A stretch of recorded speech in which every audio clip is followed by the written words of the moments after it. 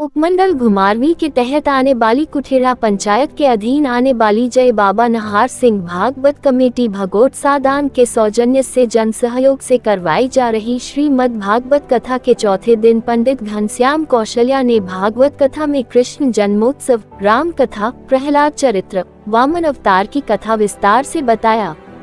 जैसे ही कथा के दौरान कृष्ण जन्म का प्रसंग आया और कथा पंडाल में भगवान कृष्ण वासुदेव मथुरा से गोकुल पहुंचने का अभिनय करते हुए मंच की ओर बढ़ने लगे, वैसे ही पूरा पंडाल जयकारा से गूंजने लगा। कमेटी सदस्य रवि ने भगवान कृष्ण और वासुदेव की अगवानी करते हुए कथा मंच पर ले गए।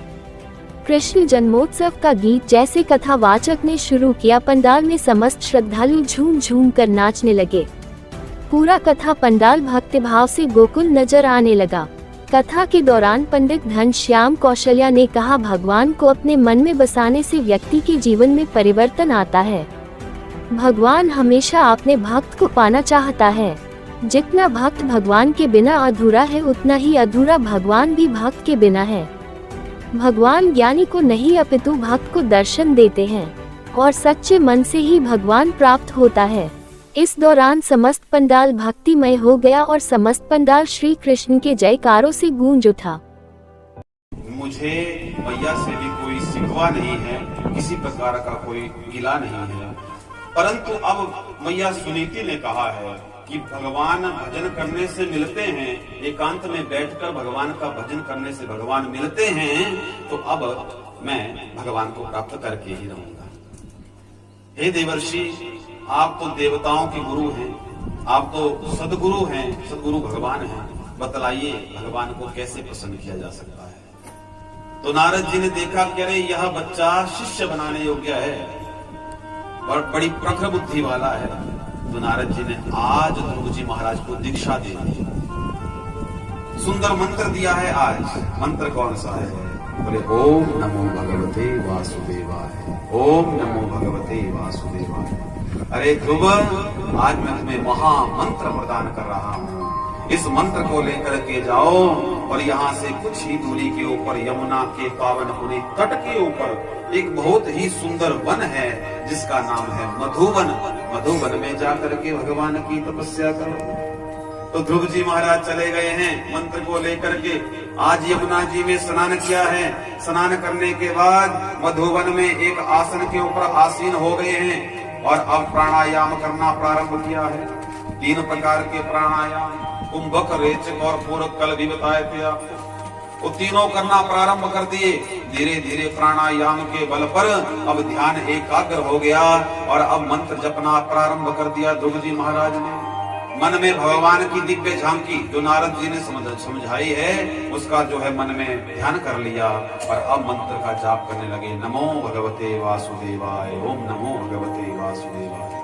मंत्र चलने लगा महाराज, मंत्र बढ़ने लगा। अब तो धीरे धीरे तपस्या बढ़ने लगी।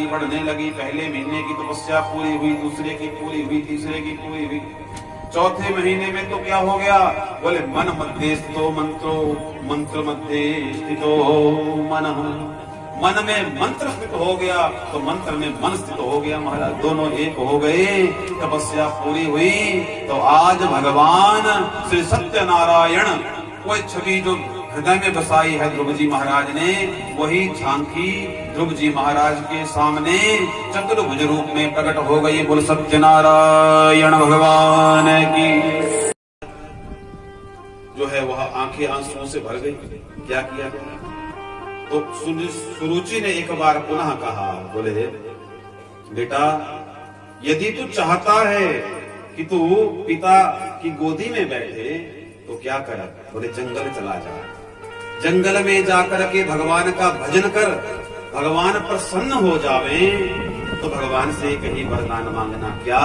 बोले मुझे अगला जन्म सुनीति मैया के गर्भ से नहीं अपितु सुरुचि के गर्भ से दिलाना। ये व्यंग कर दिया आज सुरुचि ने ध्रुव जी महाराज का। और ध्रुव जी महाराज जोर जोर से रोने लगे, विलाप करने लगे महाराज। जैसे सांप के ऊपर डंडा मारा जाता है, सांप जोर जोर से फुंकार भरता है, उसी प्रकार से ध्रुव जी महाराज भी जोर जोर से सांसें लेने लगे। निकल गए वहां से और चले गए मैया सुनीति के पास पहुंच गए, रोने लगे जाकर। मैया ने पूछा बेटा क्या हो गया, क्यों रो रहा है? बोले मैया ऐसी ऐसी बात कही छोटी मैया ने। तो बेटा तेरी मैया ने कौन सी बुरी बात कही? अरे सबके जगत पिता तो भगवान है, भगवान से बड़ा कोई पिता नहीं महाराज, भगवान तो जगत पिता है।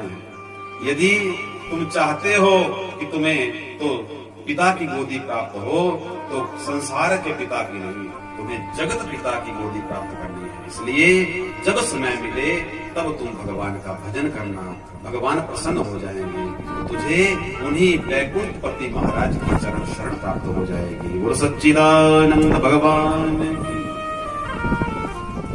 ध्रुव जी महाराज ने पूछा मैया एक बात बताओ, भगवान मिलते कहाँ हैं, कैसे मैं उनको प्रसन्न करूं? तो मैया ने ऐसे ही वो मन बहलाने के लिए, बात टालने के लिए कह दिया। विचार किया मैया सुनीति ने कि अभी छोटा है, अगर मैं कहूंगी कि जंगल में जाकर के भगवान मिलते हैं तो शायद जंगल के भय से कभी जंगल जाएगा नहीं।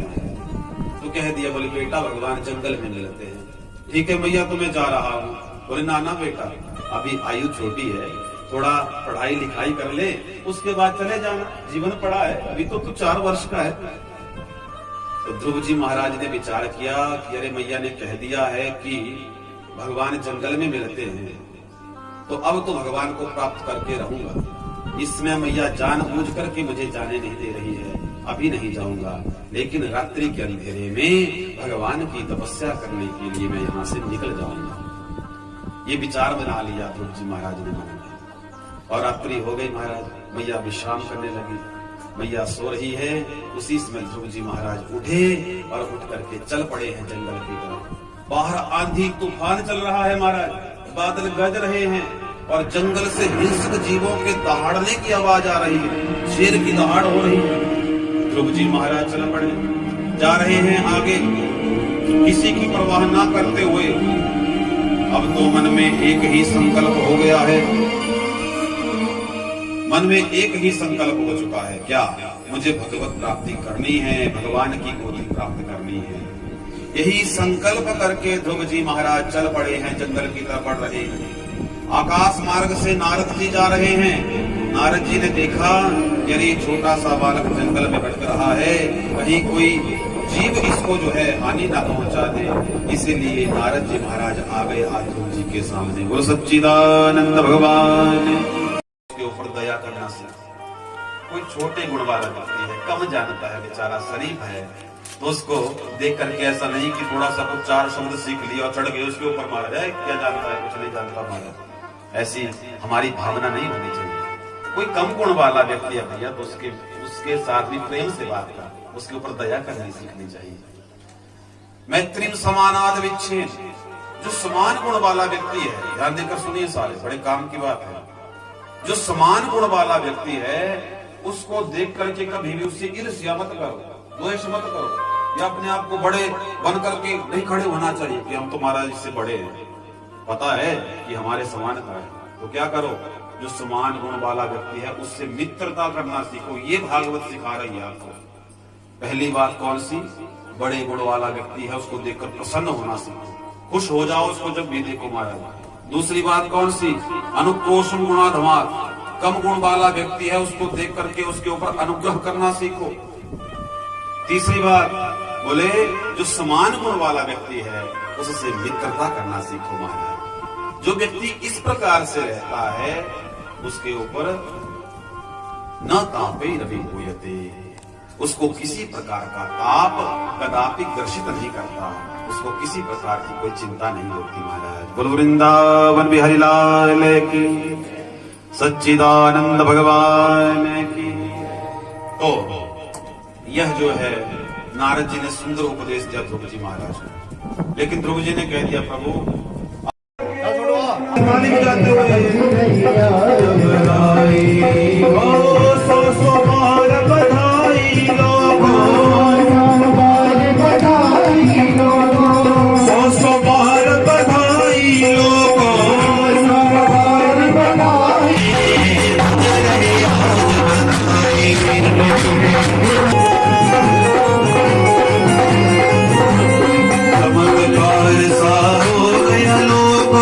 हो गई बात नहीं सोच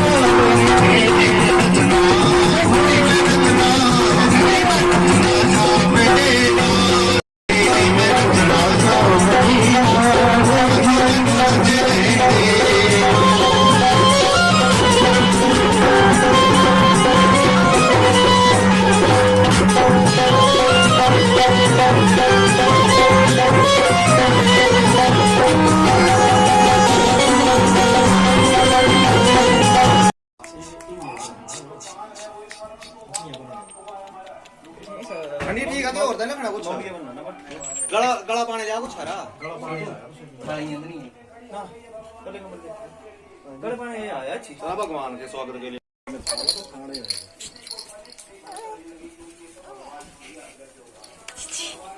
या काका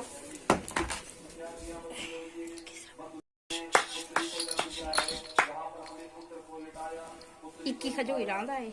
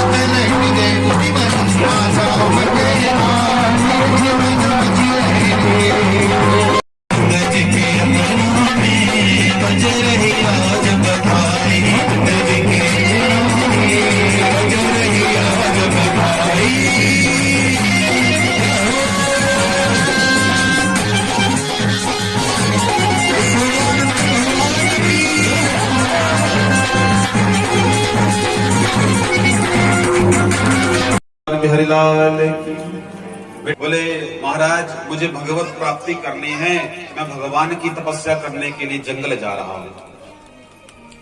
बोले बेटा ठीक है, तुम भगवान की तपस्या अवश्य करना, लेकिन तुम्हारी आयु बहुत छोटी है, अभी तो तुम्हारी आयु पढ़ने लिखने की है, थोड़ा पढ़ लिख लो उसके बाद तपस्या कर लेना। बोले नहीं नहीं महाराज, अब तो मन में संकल्प हो चुका है, मैं चाहे 4 साल का ही बालक हूँ, अब तो भगवान को ही प्राप्त करूंगा। नारद जी ने समझाया, बेटा हुआ क्या है, तू बार बार जंगल क्यों जाना चाहता है तपस्या